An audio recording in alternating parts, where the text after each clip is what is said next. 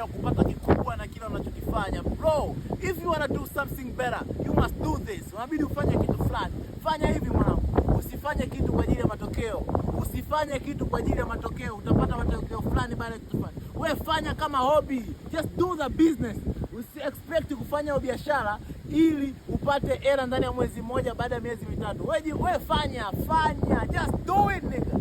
Do it. Matokeo yanakujaga yenyewe. People wataanza kurecognize mdogo. The way you do as a hobby is like your habit.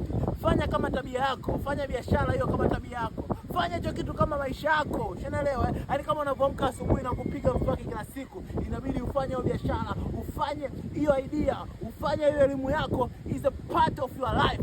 Usifanye watu watakuonaje, utapata matokeo gani au kuexpect matokeo fulani ndani ya muda fulani. Yani easy, just do it nigga and you will see different changes. Oh man.